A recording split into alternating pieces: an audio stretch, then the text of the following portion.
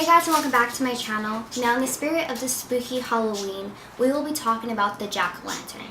Now, if you watched my previous Halloween video, you would know that the jack-o'-lantern actually originated from Irish Catholics. And in fact, it was in a pumpkin they carved, so actually a turnip. But when the migration to the United States happened, it got changed to a pumpkin since pumpkins were more prevalent. Well, the reason why there's even a jack-o'-lantern is because of this legend about a stingy man called Jack. And it goes like this. There once was a man named Jack. He was a drunk, he was a manipulator, he was a liar, and he was a deceiver. Everyone knew he was this evil man, and his reputation was something that everyone knew, even the devil knew it, but the devil had disbelief. He did not believe that someone could be so evil on earth, so he decided to set out and see if it were true. Jack, drunk, on his way to a pub, only to get further drunk, saw a figure in the distance. This figure had been the devil. Jack knew he was a manipulator. Jack knew he was a liar. He knew he deceived. He knew he was a drunk. He knew that the devil was there to claim his soul to bring him to hell. Well, Jack had a special idea in mind. Before the devil could claim his soul, he asked the devil for one last thing. He asked for one last drink on earth. The devil saw no reason not to give Jack this one last drink, so the devil and Jack set out to a pub. When they arrived, Jack, being the stingy man he was, did not want to pay for his final beer. He had the devil pay for his final beer. But not only was the devil paying for his final beer, but the devil was supposed to manifest himself into a coin to pay for that final beer. Jack was a manipulator. Jack convinced the devil to turn himself into a coin. Now, before the coin could be handed over to the bartender, Jack took the coin, slipped it in his pocket, and in his pocket was a crucifix. Now, the devil had no power over this crucifix. The devil was trapped in Jack's pocket. He pleaded for his freedom. He asked for his freedom. He said he'd do anything for his freedom. Well, Jack, being smart, said, "Give me 10 more years on earth before you claim me for hell, and I will set you free." The devil, wanting his freedom, said, "Deal, Jack. I'll see you in 10 years." Jack went on, being a manipulator, a liar, a deceiver, and a drunk, an evil man that he was. 10 years comes around, the devil's back to claim his soul. Well, Jack knew the 10 years were over, and when the devil approached him, Jack once again was ready to manipulate.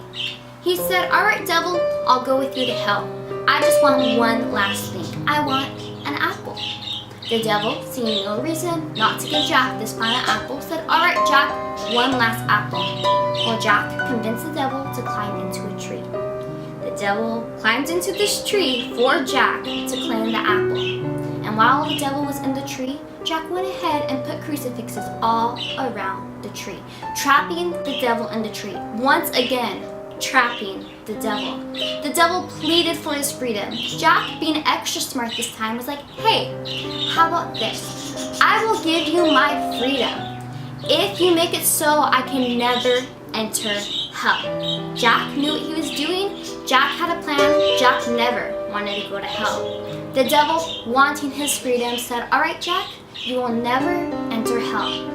So Jack went on living his life as a manipulator, a liar, a cheater, a deceiver, a drunk. But just as all humans have an end, Jack also had an end too. Jack one day died. Now, Jack, knowing he couldn't go to hell, went on his way to the pearly gates, but was stopped by St. Peter. St. Peter stopped him and said, "Jack, you were a deceiver, a liar, a cheat, a drunk. You have no place in heaven." Jack, being confused, he had no place to go. He couldn't go back to earth. He couldn't go to heaven. So he decided, "All right, I'll retreat back to hell. Oh well, I'll go to hell."